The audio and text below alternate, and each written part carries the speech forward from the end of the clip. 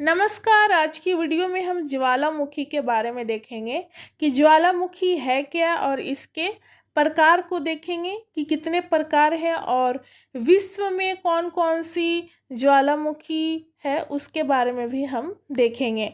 Geography के अंतर्गत आपको और भी टॉपिक देखना हो तो वीडियो के प्लेलिस्ट में जाकर देख सकते हैं। आपको वहाँ पर बहुत सारी वीडियो देखने के लिए मिल जाएगी। तो सबसे पहले हम देखेंगे कि ज्वालामुखी है क्या। तो पृथ्वी के आंतरिक हलचल यानी कि अंदर के हलचल के परिणाम स्वरूप पृथ्वी के अंदर से क्या होता है, ठोस, द्रव एवं गैस तीनों रूप में बड़े पैमाने पर लावा निकलता है जिसे ज्वालामुखी कहते हैं। ज्वालामुखी क्रिया में सबसे अधिक जो है जल वाष्प गैस निकलती है और इसके साथ साथ carbon dioxide, sulphur dioxide, hydrogen और नाइट्रोजन जैसे बहुत सारी गैसें निकलती है। तो आप देख सकते हैं, बुक में इसका इमेज देखे होंगे ज्वालामुखी का, कि एक होल बनाकर धरती से एक होल बनाकर यह बाहर निकलता है एक लावा के रूप में। अगला पॉइंट देखेंगे कि ज्वालामुखी में जल वाष्प की जो मात्रा होती है सबसे ज़्यादा होती है, लगभग 60 से 90% तक होती है। इसके 3 प्रकार हैं, सक्रिय, प्रसुप्त और मृत ज्वालामुखी। सक्रिय ज्वालामुखी में हम क्या देखते हैं कि वहाँ से लावा हमेशा निकलता रहता है, वो कभी शांत नहीं होता है। जैसे एग्जाम्पल देख सकते हैं कि इटली का एटना और स्ट्राम्बोली जो है ये सक्रिय ज्वालामुखी के अंतर्गत आता है। उसके बाद हम दूसरा नंबर देख सकते हैं कि प्रसुप्त ज्वालामुखी। तो वैसा क्षेत्र है जहाँ कभी लावा निकलता है और कभी कभी वहाँ पर शांत हो जाता है। तो इसका एग्जाम्पल देख सकते हैं कि इटली का जो है विसुवियस जो है काफ़ी फेमस ज्वालामुखी है, काफ़ी प्रसिद्ध है। इंडोनेशिया का क्रोकोटोवा, जापान का फ्यूजियामा, ये सारे प्रसुप्त ज्वालामुखी हैं। ये कभी कभी निकलते हैं और कभी कभी ये शांत हो जाता है। और मृत ज्वालामुखी में क्या है कि वैसा क्षेत्र जहाँ मानवीय इतिहास में लावा का उद्गार ना हुआ हो,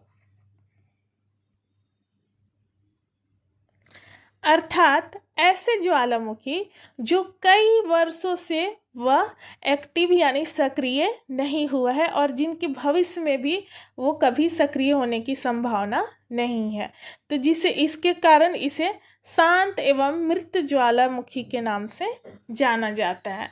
तो इसके 3 प्रकार हैं और इसके आगे हम पॉइंट्स देखेंगे कि क्रेटर क्या है।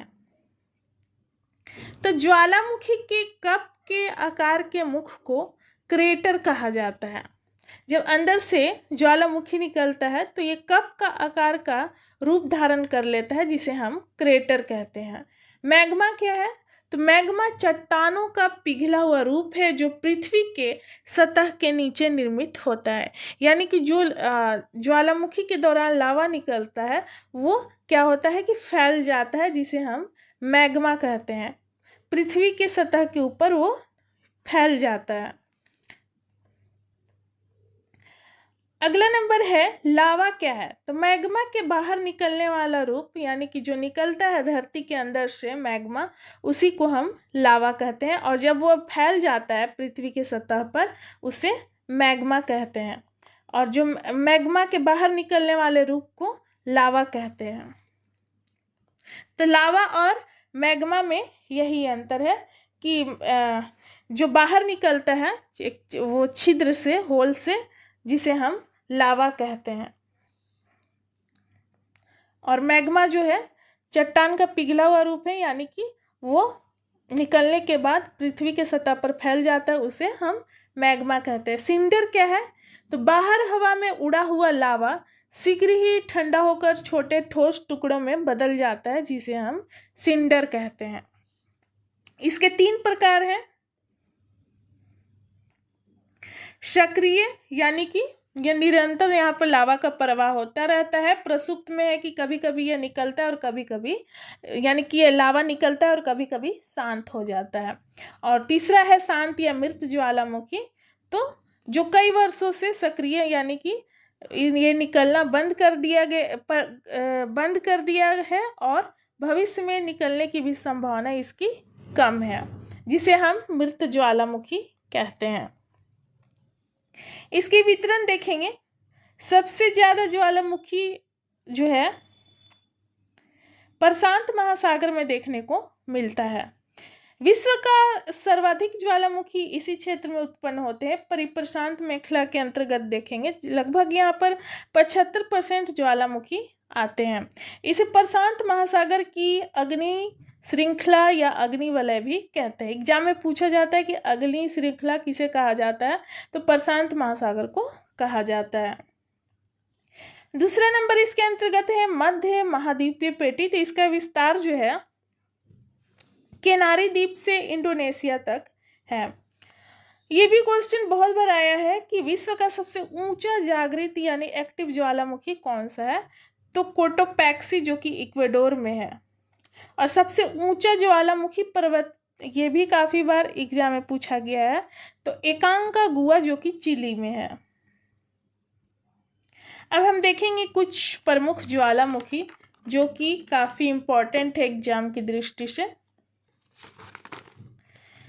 विश्व का जो है सबसे अधिक सक्रिय ज्वालामुखी कौन सा है, तो किलायू है जो कि हवाई द्वीप में स्थित है, यूएसए के हवाई द्वीप में स्थित है।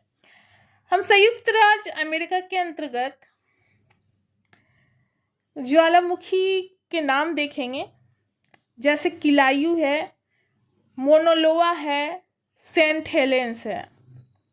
इटली के अंतर्गत जो काफ़ी प्रसिद्ध ज्वालामुखी है, यानी कि एग्जाम में बहुत बार पूछा गया है, विसुवियस जो कि प्रसुप्त ज्वालामुखी है, जो कभी एक्टिव होता है और कभी शांत हो जाता है। माउंट एटना है जो कि सक्रिय ज्वालामुखी है। स्ट्राम्बोली, ये एग्जाम में काफ़ी बार पूछा गया है, जो कि सक्रिय ज्वालामुखी है। इसे भूमध्य सागर का प्रकाश स्तंभ भी कहते हैं। इसमें से हमेशा लावा निकलता रहता है, जिसे देखने पर प्रकाश स्तंभ जैसा प्रतीत होता है। इस कारण इसका नाम भूमध्य सागर का प्रकाश स्तंभ कहा जाता है। इंडोनेशिया में जो है क्राकाटोआ और माउंट मेरापी ज्वालामुखी।